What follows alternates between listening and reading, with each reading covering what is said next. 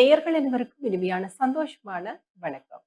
மற்றுமொரு சங்க பலகையின் ஒரு அங்கமாகிய சந்திப்பு பகுதியின் வாயிலாக இன்றைய தினத்திலும் உங்கள் அனைவரையும் சந்திப்பதில் மிக்க மகிழ்ச்சி. சந்திப்பு பகுதியின் வாயிலாக எங்களுடைய பிரதேசத்தில் இருக்கின்ற பல ஆளுமை நிறைந்த எழுத்தாளர்கள் மற்றும் இலக்கிய துறை சார்ந்து பயணிப்போரை உங்களிடத்தை அறிமுகப்படுத்தி வைப்பதும், அது மாத்திரமில்லாமல் அவர்கள் சார்ந்த சிறியதொரு நேர்காணல் பகுதியாகவும் தான் இப்பகுதி அமைந்து வருகின்றது. அந்த வகையில் இன்றைய நாளிலும் எங்களுடைய நிகழ்ச்சியின் வாயிலாக ஒரு பல முகத்தை கொண்ட, குறிப்பாக எழுத்தாளர், ஆசிரியர், பிரதியதிபர் இவ்வாறாக பல முகங்களை கொண்ட ஒரு உதாரணமாக எழுத்தாளர் என்றே நாங்கள் சொல்லிக் கொள்வோம். எழுத்தாளர் ராஜினி தேவி சிவலிங்கம் அவர்கள் தான் இன்றைய நாளிலும் இந்த நிகழ்ச்சியின் வாயிலாக இணைந்து கொண்டிருக்கிறார். அவரை நிகழ்ச்சியினூடாக உள்ளிட்டுக் கொள்ளலாம். வணக்கம். வணக்கம். உங்களை இன்றைய தினத்தில் சந்திப்பதில் மிக்க மகிழ்ச்சி. எப்படி இருக்கிறீர்கள்? முதலாவதாக எனக்கும் இப்படியான ஒரு சந்தர்ப்பத்தை நீங்கள் வழங்கியதற்கு எனக்கும் மிக மகிழ்ச்சியாக இருக்கின்றது. இந்த நிகழ்விலே பங்கு பெற்றுவதில் நான் மிகுந்த மகிழ்ச்சி அடைகின்றேன். கட்டாயமாக மிஸ், நான் உங்களை ஆரம்பத்தில் அறிமுகப்படுத்தி இருந்தேன். நீங்கள் ஒரு ஆசிரியர், அதனை தொடர்ந்து பிரதியதிபராக 4 வருடங்கள் பணியாற்றி இருந்தீர்கள். அதற்கு முன்னராக நீங்கள் ஒரு எழுத்தாளர். இவ்வாறாக பன்முக தன்மை கொண்ட ஒரு பெண்ணாக நீங்கள் இன்று வரையிலையுமே பயணித்துக் கொண்டிருக்கிறீர்கள். குறிப்பாக உங்களுடைய தொழில்துறை ஆசிரியர் துறையாக இருக்கின்றது. உங்களுடைய விருப்பத்துறை, எழுத்துத்துறை, கவிதைத்துறை இவ்வாறாக இந்த ஒரு இலக்கியம் சார்ந்து பயணிக்கிறீர்கள். இந்த இலக்கியம் சார்ந்து, இந்த எழுத்துக்கள் சார்ந்து உங்களுடைய ஆர்வம் எப்போதிலிருந்து வந்தது?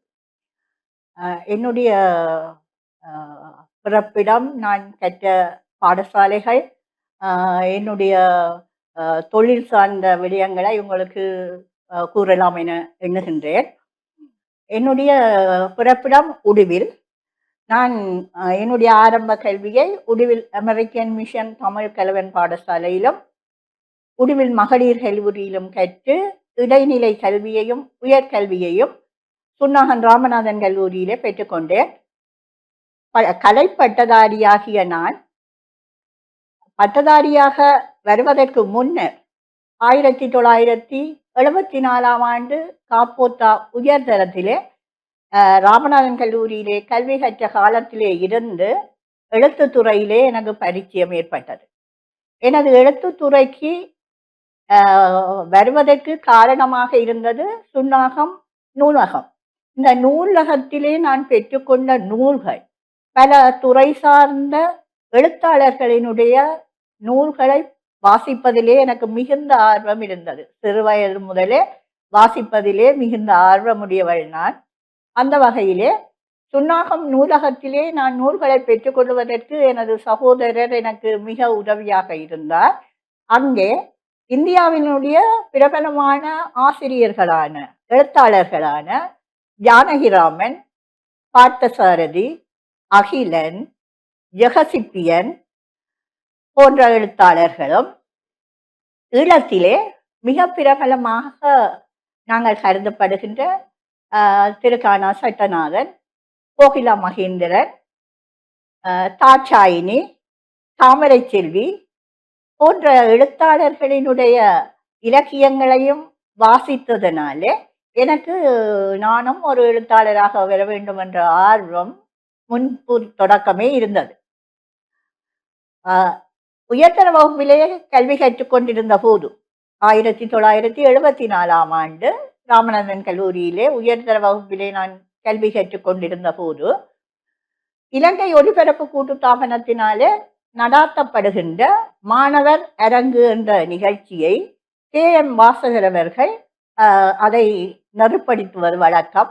அந்த வகையிலே அவர் எமது கல்லூரிக்கு வருகை தந்தபோது அந்த நிகழ்விலே என்னுடைய நாடகம், என்னாலே எழுதப்பட்ட உழைப்பின் உயர்வு என்ற ஒரு நாடகம், அதுதான் என்னுடைய முதல் முயற்சி. அந்த நாடகம் எழுதப்பட்டு என்னுடைய சக மாணவிகளினாலே நடிக்கப்பட்டது. அது பலரது பாராட்டையும் பெற்றது. அது எனக்கு ஒரு உந்து சக்தியாக இருந்தது. எனவே நான் எப்படியும் ஒரு எழுத்தாளராக வர வேண்டும் என்ற அந்த ஆரம்ப விதை தொடங்கியது என்னுடைய கல்வி கற்ற காலத்திலே. நிச்சயமாக மிஸ், நீங்கள் அந்த உங்களுடைய பாடசாலை பருவம் அல்லது போனால் பள்ளி பருவத்திலே இருந்தே எழுத்தின் மீதான ஆர்வம் இருந்திருக்கின்றது. அதன் விளைவாகத்தான் இன்றைய நாளிலும் இவ்வளவு படைப்புகளை நீங்கள் கொண்டிருக்கிறீர்கள். சிறுகதை தொகுப்பா இருக்கட்டும், நாவலாக இருக்கட்டும், பாடல்களாக இருக்கட்டும், ஆலயம் சார்ந்து ஆலயத்திற்காக எழுதி வெளியிட்ட பாடல்களாக இருக்கட்டும், இவ்வாறான தொகுப்புகள் வந்து தொகுத்து வெளியிட்டிருக்கிறீர்கள். குறிப்பாக நீங்கள் சொல்லியிருந்தீர்கள் வந்து இந்திய எழுத்தாளர்களுடைய எழுத்துக்கள் என்னை கவர்ந்திருந்தது. அதேபோல் ஈழத்து எழுத்தாளர்களுடைய எழுத்துக்களும் என்னை கவர்ந்திருந்தது. குறிப்பாக நிறைய பேர் எங்களை கவர்ந்தாலும் குறிப்பிட்டு சொல்லக்கூடிய ஒருவர் எங்களுடைய மனதில் இடம் பிடிப்பார். அல்லது போல ஒருவரை தான் வந்து நாங்கள் முன்னுதாரணமாக எடுத்துக்கொண்டு எங்களுடைய விருப்பத்துறையில் பயணிக்கலாம்.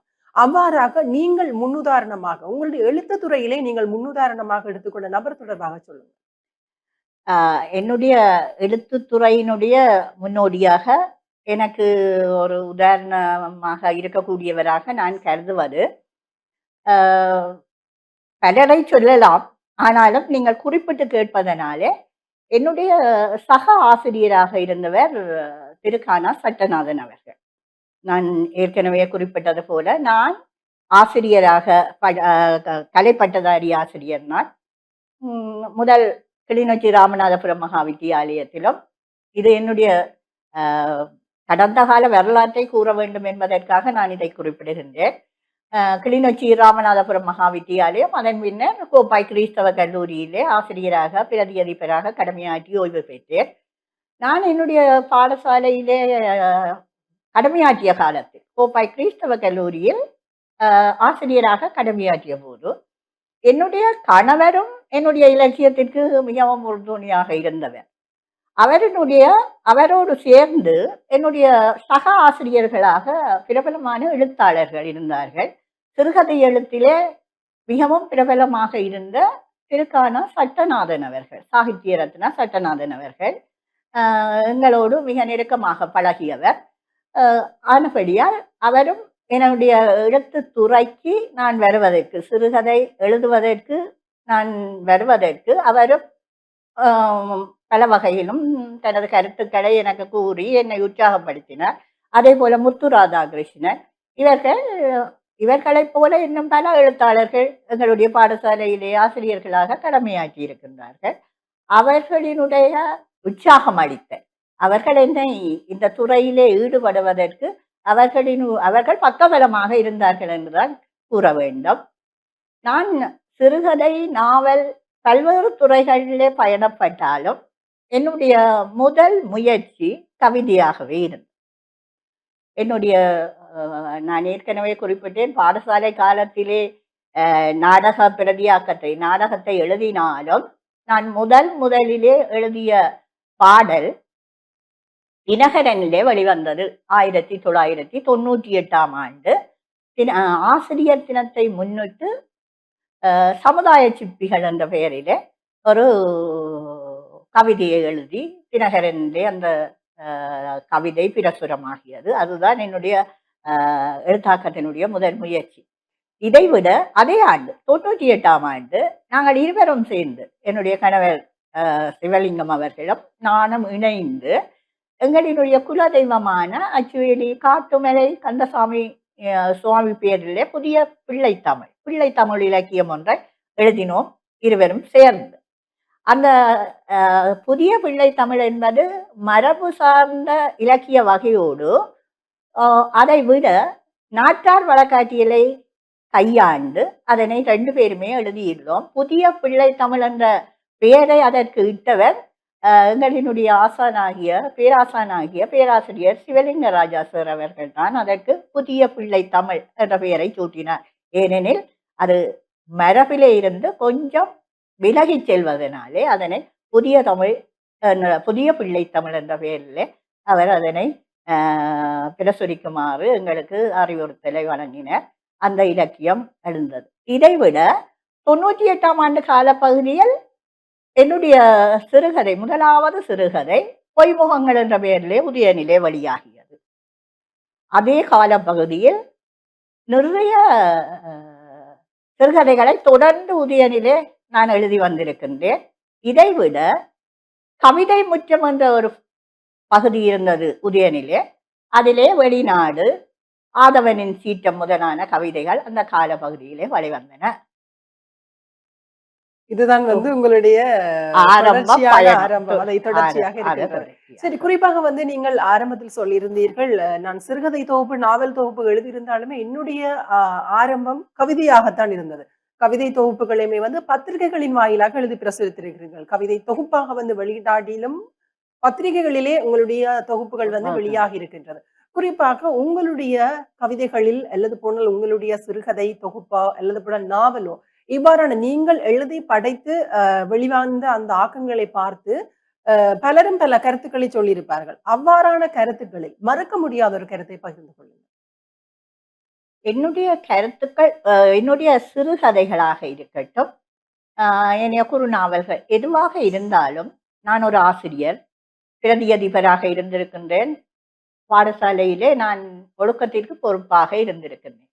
ஆகவே எப்பொழுதும் மாணவர்களை நல்வழிப்படுத்துகின்ற வகையிலே தான் என்னுடைய ஆக்கங்கள் இருக்கும். அதைத்தான் குறிப்பாக எல்லோருமே சொல்வார்கள், அறிவுரைப்பு சார்ந்த இலக்கிய வகையாக இருக்கின்றது. சிறுகதையாக இருக்கணும். அதற்கு விமர்சனம் சொல்லுபவர்கள் கூட எப்பொழுதும் சமுதாயத்திற்கு அறக்கரத்தை போதிக்கின்ற வகையிலே தான் என்னுடைய இலக்கியங்கள் இன்று வரை தொடர்ந்து நான் அப்படியான கருத்தை வலியுறுத்தித்தான் என்னுடைய இலக்கியங்களை படைத்து வருகின்றேன். நிச்சயம். அது ஒரு சிறப்பான ஒரு விடயம் தான்.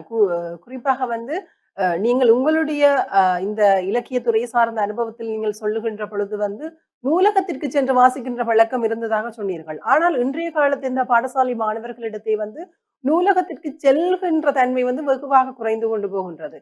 புத்தகம் எடுத்து படிக்கின்ற தன்மையே குறைந்து கொண்டு போகின்றது. அதை தாண்டி வந்து நூலகத்திற்கு செல்லுகின்ற தன்மை இன்னும் குறைவாக இருக்கின்றது. ஆகவே வந்து இவ்வாறான நூல்கள், ஆக்கங்களின் மூலம் மாணவர்களை விழிப்புணர்வு அல்லது போனால் அவர்களை தெளிவுபடுத்தினால் தான் வந்து அவர்கள் தங்களுக்கான ஒரு எதிர்காலத்தை அமைத்துக் கொள்வார்கள். ஏனென்றால் தற்காலத்தின் நாட்டில் பல சமூக சீரழிவுகள் வந்து நடைபெற்றுக் கொண்டிருக்கின்றது. அதை நாங்கள் அன்றாடம் ஊடகங்களில் வாயிலாக அறிந்து கொள்கின்றோம். அவ்வாறான விடயங்களில் எங்களுடைய எதிர்கால சிறார்களை வந்து முடக்கி விடாமல் அவர்களுக்கான ஒரு நல்ல வழியை ஏற்படுத்தி அவர்களுடைய எதிர்காலத்தை அவர்களுக்கே வந்து வெளிச்சம் போட்டு காட்ட வேண்டும். அதற்கு இவ்வாறான எழுத்தாளர்கள் அவர்களுடைய படைப்புகள் தான் வந்து மிக முக்கியமான விடயமாக தெரிகின்றது.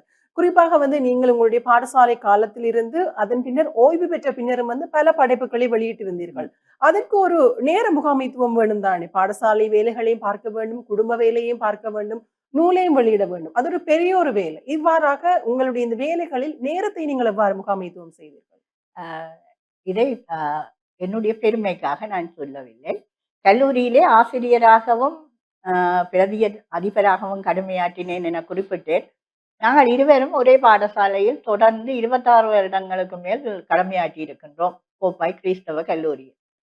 என்னுடைய கணவர் பிரதி அதிபராக இருக்கும் பொழுதும் நான் ஆசிரியராக கடமையாற்றினேன். இப்பொழுது கூட மாணவர்களாக இருந்தாலும் சரிதான், ஆசிரியர்களாக இருந்தாலும் சரிதான், அதிபர்களாக இருந்தாலும் சரிதான் கூறுவார்கள், திரு சிவலிங்கமும் திருமதி சிவலிங்கமும் பாடசாலைக்கு முதலாவதாக வருவார்கள். ஏனெனில் நேர முகாமைத்துவத்தை இன்று வரையில் நாங்கள் கடைபிடித்து வருகின்றோம். அதிகாலையில் எழுந்து 2 பேரும் இணைந்து செயல்படுவோம். 2 பேரும் எல்லா வேலைகளையும் முடித்துவிட்டு பாடசாலைக்கு உரிய நேரத்துக்கு செல்லுவேன். நான் என்னுடைய எழுத்துத்துறையில் என்னுடைய மாணவர்களையும் பயிற்சி பெறச் செய்து தேசிய மட்டம் வரை கொண்டு சென்றிருக்கின்றேன். எல்லா போட்டிகளிலும் பங்கு பெற்றுகின்ற மாணவர்கள் பெரும்பாலும் தேசிய மட்டம் வரையிலே சென்றிருக்கின்றார்கள். சிறுகதையாக இருந்தாலும், கவிதையாக்கமாக இருந்தாலும், விமர்சனமாக இருந்தாலும் என்னுடைய மாணவர்களை அந்த துறையிலே ஈடுபடுத்தினேன் என்பதுதான் எனக்கு பெருமை அளிக்கக்கூடிய விடயமாக இருக்கின்றது. நான் மட்டும் எழுத்தாளர் அல்ல, என்னுடைய மாணவர்கள் என்னை விட சிறந்த எழுத்தாளர்களாக இருக்கின்றார்கள். ஏனெனில் தேசிய கலை இலக்கிய பேரவையினாலே நடாத்தப்பட்ட சிறுகதை போட்டியில் என்னுடைய மாணவி 1ஆம் இடத்தையும் நான் 2ஆம் இடத்தையும் பெற்றுக்கொண்டேன். ஆகவே மாணவர்களை அவர்களுக்கு விரும்பிய துறையிலே ஆற்றுப்படுத்துவதற்கு என்னாலான பங்களிப்பை செய்திருக்கிறேன் என்பதே எனக்கு பெருமை அளிக்கக்கூடிய விடயம். இதைவிட என்னுடைய சிறுகதைகள் தொகுப்புகளாக வெளிவந்ததை குறிப்பிட வேண்டும். ஆரம்பத்திலே என்னுடைய முதலாவது பிள்ளை தமிழ் இலக்கியத்தை பற்றி குறிப்பிட்டேன். அதன் பின்னர் நிலவும் சுடும் இதுதான் என்னுடைய முதலாவது சிறுகதை தொகுப்பு. இந்த தொகுப்பு ஆம், சட்டநாதன் ஆசிரியர் அவர்களும் என்னுடைய கணவரும் இணைந்து அந்த நூல் வெளிவருவதற்கு பக்கபலமாக இருந்தார்கள். அந்த தொகுப்பிலே 12 சிறுகதைகள் இடம்பெற்றிருக்கின்றன. அவை நான் சமூகத்திலே கண்டும் கேட்டும் அனுபவித்த விடயங்களை கருப்பொருளாக கொண்டு அந்த சிறுகதைகளை புனைந்திருக்கின்றேன். அது பொதுவாக வாசகர்களுக்கிடையே அது ஒரு நல்ல கருத்துக்களை விதைக்கும் என்ற நம்பிக்கை எனக்கு இருக்கின்றது. அதன் பின்னர் முதலாவது நிலவும் சுடும் வெளியிட்டதன் பின்னர் ஜீவநதி இலங்கையிலே ஈழத்திலே மிக செல்வாக்கு பெற்ற ஒரு சஞ்சிகை. அந்த ஜீவநதியினுடைய பிரதம ஆசிரியராகிய பரணிதரனுடைய அறிமுகம் எனக்கு கிடைத்தது. அவருடன் அறிமுகமாகியதன் பின்னர் என்னுடைய வெளியீடுகள் இன்று வரை என்னுடைய வெளியீடுகள் அனைத்தும் ஜீவநதியூடாகவே வருகின்றன. 2வதாக வெளியிட்ட தடம் மாறும் பாதைகள், 3வதாக உதாரணம் எனது பெண்மை, ராஜினி தேவி சிவலிங்கத்தின் பல்துறைசார் கட்டுரைகள், அடுத்ததாக நெய்தல் வாடை, விடைபெறும் கழகுகள் என்ற குறுநாவல், திருத்தல ஆன்மீக பாடல்கள், அடுத்ததாக இப்பொழுது நான் கடைசியாக வெளியிட்ட மழைக்காலம் என்ற நாவல். இது என்னுடைய முதல் முயற்சி, முதல் நாவல், என்னுடைய நாவல். அது பொதுவாக எல்லோராலும் பாராட்டப்பட்ட ஒரு நாவல். ஏனெனில் அது என்னுடைய சொந்த வரலாற்றை கூறுகின்ற நாவல். என்னுடைய வாழ்க்கை பயணம், என்னுடைய தொழிற்சால் அனுபவங்கள் அனைத்தையும் மையப்பொருளாக கொண்டு, கருப்பொருளாக கொண்டு நான் அந்த புனைவை எழுதியிருக்கின்றேன். அந்த நாவல் மாணவர்களுக்கு மிகவும் பயனுடையதாக இருக்கும் என்பதுதான் என்னுடைய வெளியீட்டுக்கு வந்த அனைவராலும் சொல்லப்பட்ட கருத்து. இந்த நாவல் மாணவர்களுக்கு கட்டாயம் இதை வாசிக்க சொல்லணுமே ஏனென்றால் அதிலே அவர்களுக்கு பயனளிக்கக்கூடிய வகையிலே அது புனையப்பட்டுள்ளது. ஏனெனில் நான் என்னுடைய ஆக்கங்கள் அனைத்தும் எதுவிதமான பிள்ளைகளை திசை மாறி செல்லக்கூடிய வகையிலே இருக்காது. எப்பவும் அது எந்த பிள்ளைக்கும் இதை வாசியுங்கோ, இது வாசிக்கலாம் என்று சொல்லக்கூடிய அளவிலே என்னுடைய படைப்புகள் அனைத்தும் இருக்கின்றது என்பதிலே எனக்கு ஒரு திருப்தி இருக்கின்றது. நிச்சயமாக அது எழுத்தாளருடைய ஒரு பெரிய ஒரு அவா உண்டு. தன்னுடைய எந்த ஒரு நோக்கத்துக்காக ஒரு வெளியீட்டை வெளியிடுகின்றோமோ அந்த நோக்கம் நிறைவேறுகின்ற பொழுது முழு திருப்தி அளிக்கும் என்பது நிச்சயமாக கூறக்கூடிய ஒரு விடயம். நன்றி மிஸ். தொடர்ச்சியாக இன்றைய நாளிலும் பல விடயங்களை நீங்களுமே இந்த நிகழ்ச்சியின் வாயிலாக கலந்து கொண்டு கூறியிருந்தீர்கள். தொடர்ச்சியாக அடுத்த வாரமும் இந்த நிகழ்வு தொடரும். அதற்கு முன்னராக இன்றைய நாள் இந்த நிகழ்ச்சியின் வாயிலாக இணைந்து கொண்டமைக்கு நன்றிகளை தெரிவித்துக் கொள்கிறோம். நன்றி.